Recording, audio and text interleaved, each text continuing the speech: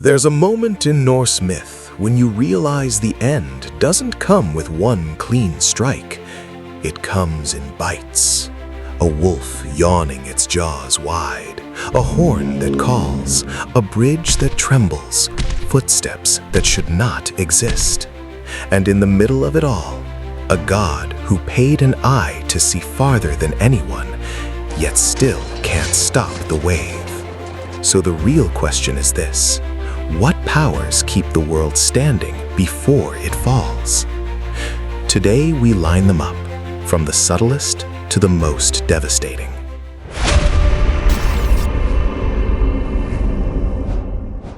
Welcome to the top 37 Norse deities. This isn't just a list, it's a journey through power and the price of it.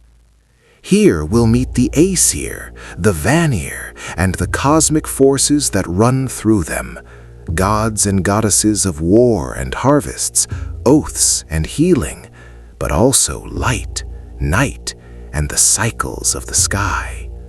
For each name, I'll give you 3 things: their role in the pantheon, an image you can hold on to, and an episode or a thread that ties them to the great turning points of the myth, under the shadow of Ragnarok.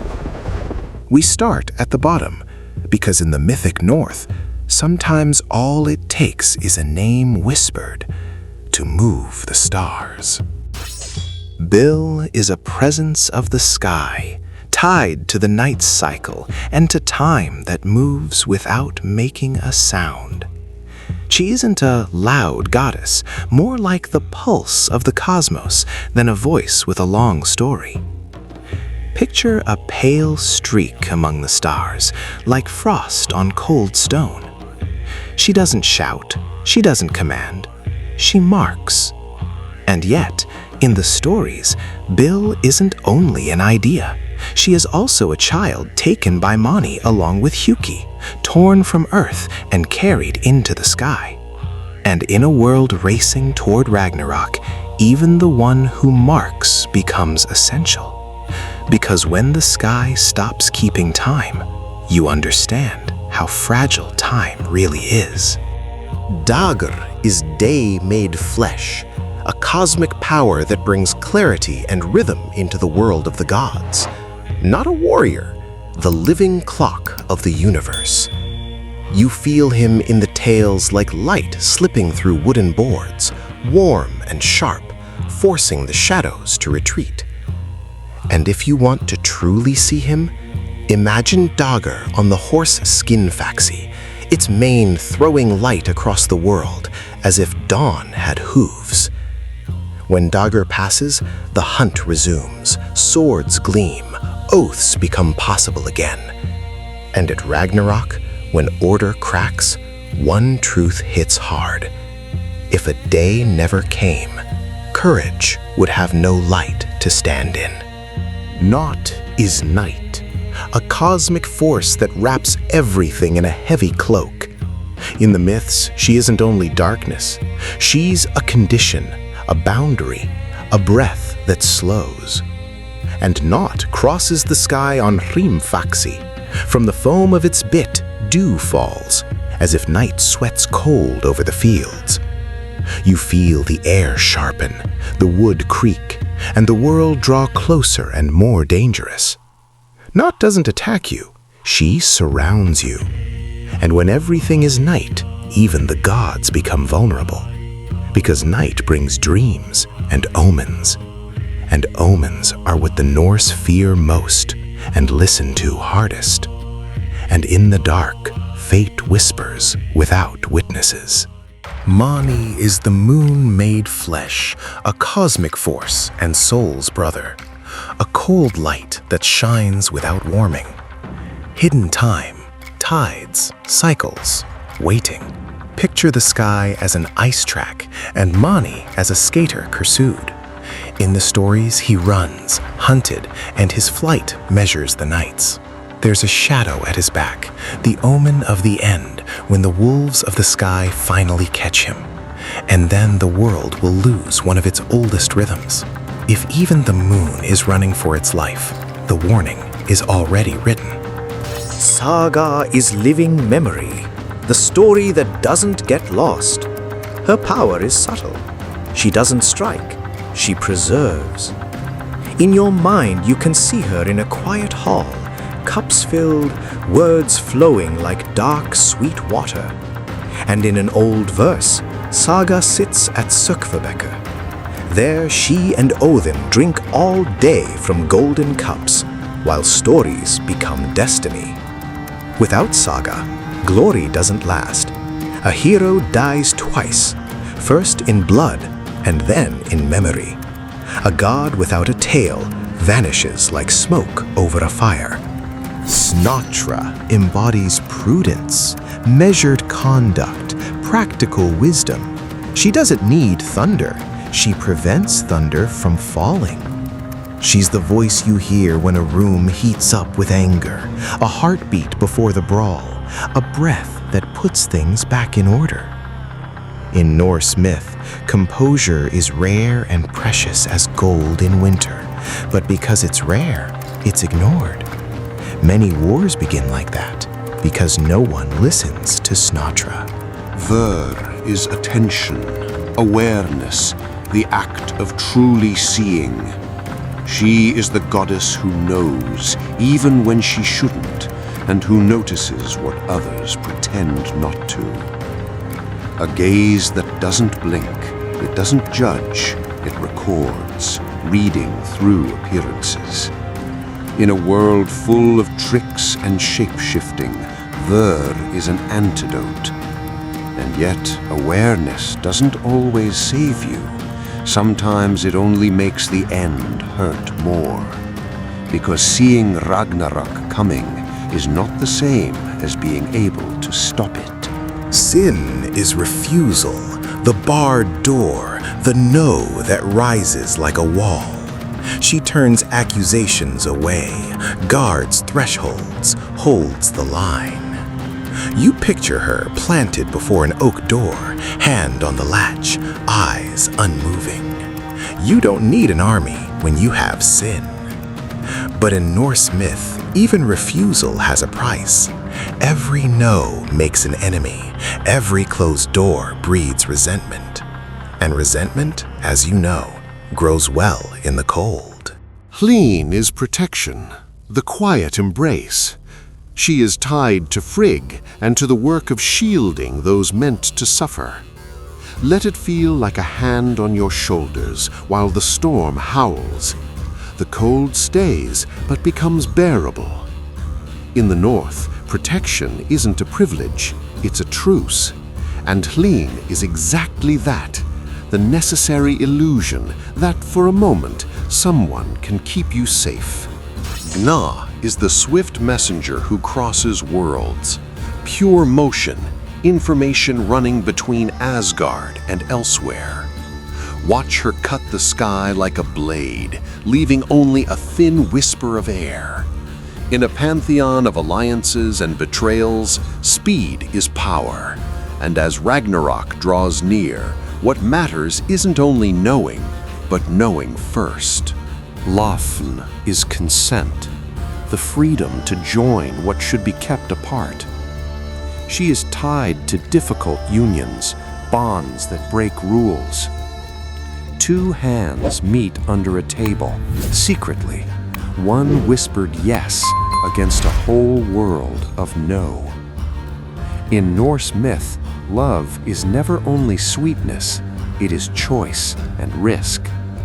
Lofn is that courage, the bravery of binding yourself even when fate tells you not to. Sjöfn is attraction, the tilt of the heart, the force that makes you look at someone and feel pulled as if by an invisible thread. All at once, warmth in the chest, inside a cold hall. The world stays hard, briefly less empty. And in a world driven by honor and vengeance, even love is a weapon. Because what you love can be taken, and what is taken from you draws blood. Var is the keeper of oaths. Not flashy, but terrifying, because anyone who breaks a vow calls her, whether they mean to or not. Like a rune carved too deep in wood, hearts may turn, but the promise stays lodged in the grain. In the north, words aren't air, they're bonds. Var is the invisible law that holds gods and societies together. When that law breaks, Ragnarok isn't far away, it has already begun. Eir is healing, not romantic healing, real healing, bones knitting, blood stopping, fever breaking. Steady hands close a wound while snow keeps falling, quiet power, precise and merciful. But in Norse myth, healing is always temporary, because even if Eir mends you, she doesn't erase fate. You can survive one battle and still fall in the last. Fulla is the confidant, keeper of Frigg's secrets. She carries the feeling of a locked coffer, things not said. Picture a ribbon in her hair, a key hidden up a sleeve. Fulla isn't power that erupts, she is power held back. In the north, knowledge is always dangerous, and anyone who guards secrets lives beside a cliff. One wrong word, and order collapses. Gefjon is tied to fertility and creation, but also to sacred cunning. She is the goddess who wins land, who moves borders. She drives an ox plow that cuts earth like a ship cuts sea. Behind her, the land changes shape. In the myths, Gefjon proves creation isn't always gentle. Sometimes it's theft, sometimes it's strategy. And in the north, strategy is a power equal to strength. Idunn keeps the apples that preserve the god's youth. Youth as a resource, not eternal, but renewable, as long as she stays safe. Picture a glowing basket in a dark hall. As long as she's there, time doesn't win. But when Idunn is taken, age falls on the gods like a sudden curse.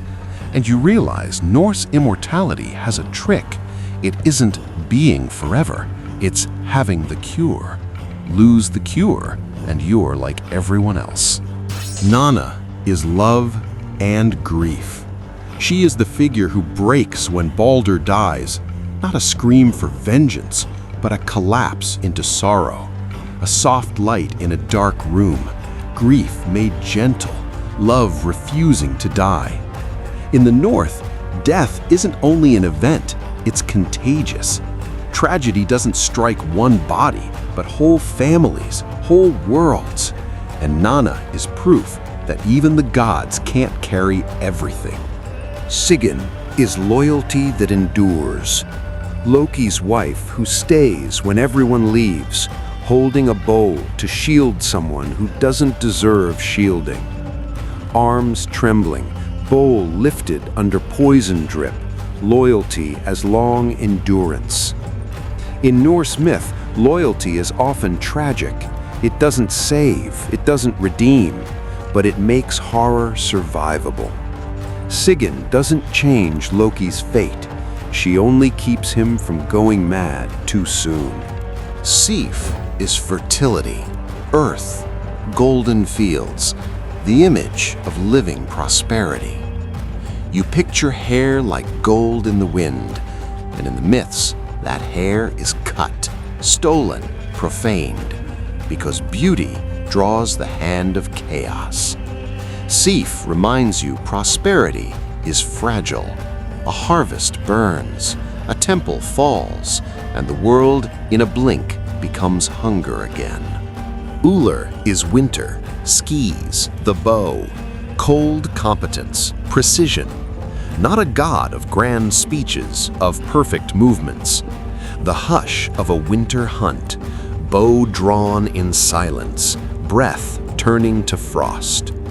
In the north, survival is an art. Ullr embodies that side of the myth, Skill, not sorcery. When life is ice, technique is power. Forseti is justice that reconciles, not justice that punishes. A judge who finds agreements instead of feeding feuds. A calm court where voices lower themselves. Justice that settles like snow, not fire. But peace in Norse myth is delicate. Forseti can settle disputes among people, but there's no arbitration against Ragnarok. That's the tragedy. Justice exists, but there is no court for the end of the world. Bragi is poetry, eloquence, the word that remains. In the North, speaking well isn't a luxury, it's reality-making. You picture a song filling a hall, and suddenly everyone listens, because a hero's story can make him immortal. Bragi proves memory isn't only an archive, it's a weapon. An insult can draw blood, a praise song can raise a king. And when Ragnarok comes, even last words matter, because they are what remains when everything ends. Vali is born for vengeance, a god made for a task, answering Baldr's death with immediate return. Vengeance arrives too fast to stop. One clean strike, already fated. In Norse myth, revenge isn't a detour, it's a mechanism. Vali embodies the brutal law of compensation. Someone falls, someone must make another fall. And when you live only to avenge, you end up hollow. Vidar is often called the Silent One, not because he's weak, but because he doesn't waste breath. Compressed force. At Ragnarok, when the wolf swallows Odin, Vidar answers with the only thing he has, strength. His vengeance is final. He faces the beast and breaks it. No speeches, only outcome. You can almost feel the ground tremble under a heavy step, the air turning dense. They say he wears a thick shoe, ready to plant itself on the wolf's jaw. A concrete, brutal detail that makes his revenge feel inevitable. And when the hero is quiet, it's usually because he's all ready to strike. Hödr is blind, and for that very reason, he becomes one of the Pantheon's most tragic pieces. In Baldr's myth, his hand delivers the fatal blow, often steered by deception, a small action that opens a cosmic crack. Imagine a feast, laughter, boasting, weapons tossed for sport at Baldr, untouchable. Then one throw is different, a dull, dry thunk, and silence drops like heavy snow. Hödr isn't evil. He's proof that in the North, tragedy often rises from weakness, not demons. Baldr is light, purity, invulnerability, until he isn't. The god everyone loves, and therefore the god destined to die. A flawless white light that still feels doomed, purity in a world built to break it. His death is the signal that Ragnarok is inevitable. Because if Baldr can fall, the most untouchable, then nothing is truly protected.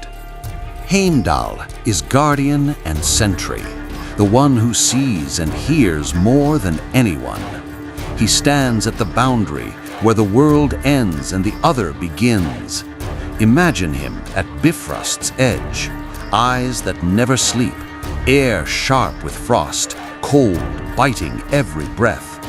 At Ragnarok, he will sound the Gjallarhorn, and that sound will be the starting gun of the end. Heimdallr proves vigilance doesn't prevent catastrophe, it announces it. Tyr is bound to law and courage, and his most famous story is a clean sacrifice. he offers a hand to hold a pact together.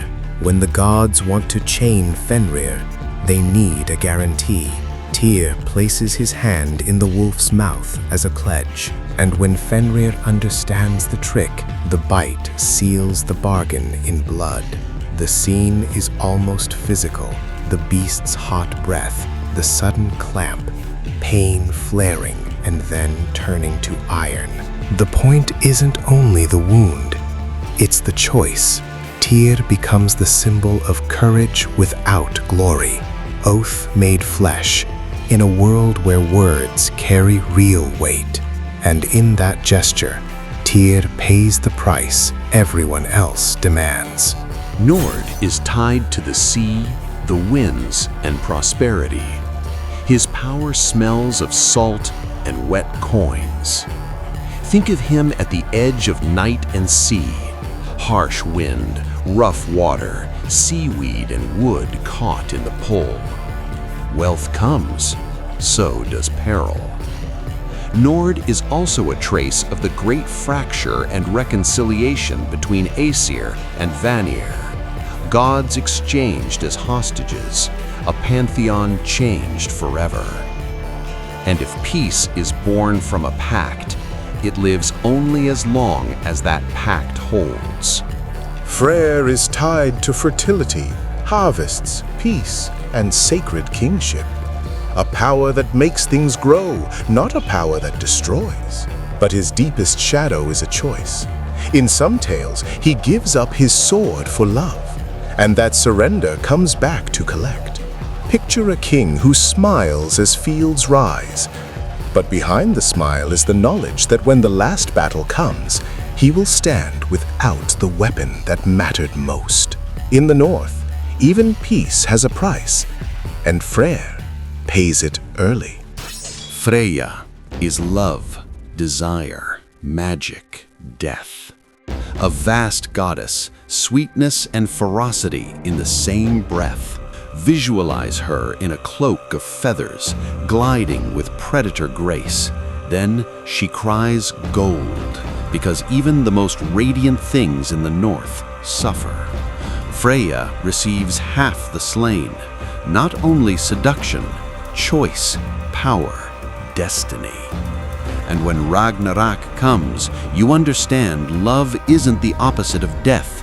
In Norse myth, they're often the same door. Loki is chaos, cunning, transformation. The friend who laughs with you and in the same motion prepares your ruin. Imagine him as fire. It shines, it warms, and if you stop watching, it takes the whole house. Loki is father of monsters and engine of tragedy, the one who sets the chain in motion that leads to Baldr's death. And when Ragnarok arrives, Loki isn't watching. He's part of the impact. In the north, chaos isn't an accident. It's a character. And Loki is its sharpest voice. Thor is strength, storm, protection. The hammer that defends gods and humans. The blow that makes giants shake. See lightning's echo roll across a fjord, and the sea tremble like flesh under a touch. But Thor isn't invincible. At Ragnarok, he fights Jormungandr and wins, only to take a few steps and fall. Because even the greatest strength has a limit, and that limit is written in the world's venom. Thor is glory that lasts an instant, and in Norse myth, that instant is often all you get. Frigg is mother, queen, weaver of fate. She knows many things, but not all. And her greatest tragedy is Baldr's death. You picture her seated, hands steady on an invisible loom, listening to an omen she cannot untie. Frigg is power that isn't physical, influence, protection, love. But in the north, love isn't enough to save. And when Frigg loses Baldr, you realize even divine royalty is helpless before destiny. Sor is the sun running across the sky. light that warms and guides, and in Norse myth, also fear, because she is hunted. Think of a sun like a spinning ring of flame, chased by a waiting maw that wants to swallow it whole. Soul is life, but also a countdown. When she is taken, the world enters a darkness with no return. In the north, even the sun is prey, and that single idea tells you everything. There is no safety. There is only the chase. Odin is wisdom, war, poetry, sacrifice. The god who paid to know. He gave up an eye, he hung himself, he hunted runes and omens like a starving man. Imagine him as a king with 2 ravens on his shoulders, wearing a silence heavier than steel. Every decision is arithmetic, until the numbers hit a wall. Because Odin knows Ragnarok, he sees it coming, and he cannot avoid it. He can only prepare, choose who falls with him, and give meaning to what he cannot change. Odin is the hardest lesson of Norse myth. Knowledge is not control. Knowing doesn't save you. Sometimes it only makes the moment clearer, when the end finally reaches you. They don't enter the top 37 for one reason. They are more roots than characters. But without them, the story of the gods doesn't even begin. Buri is the first name to surface from primordial ice, when neither laws nor boundaries exist. He is born from the frost itself, freed by the patient licking of Audhumla, the cosmic cow, an uncanny tactile image of salt and rime. He has no great action myth like Thor or Loki, but he is ground zero for the divine line. The spark before fire, the shape before shape. Bor is Buri's son, the bridge between the primordial and the pantheon we recognize. He is the father of Odin, Vili, and Ve. In him, the divine line becomes genealogy, and genealogy becomes destiny. In the tales, he feels like a solid presence, a true forebear. Not the noise of battle, but the weight of a house being built. With Bor, the age of the gods stops being fog and takes a family name. Vili is one of Odin's brothers, and his trait is will, the impulse that decides and doesn't look back. In the creation myths, he is among the hands that take part in the largest act of all, giving shape to the world. When the blood of chaos becomes sea and bones become mountains, it isn't only strength, it's choice. Vili is that choice. Ve is Odin's other brother, tied to the sacred, to thresholds, to what separates the profane from what is consecrated. In creation and in the birth of humanity, he is the presence that brings order, not with a hammer, but with meaning. He's easy to forget because he speaks little, but his mark is everywhere, in the fact that inviolable places exist, that words can weigh, that gestures can become ritual. They doesn't make noise, he makes the world livable.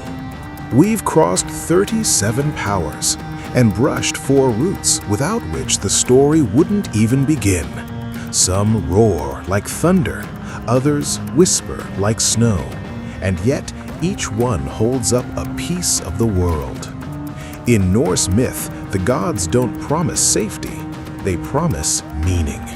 And sometimes that's harder. Now it's your turn. Who would you have put in first place, and which deity surprised you the most? Write it in the comments and get ready for the next journey through myths and omens.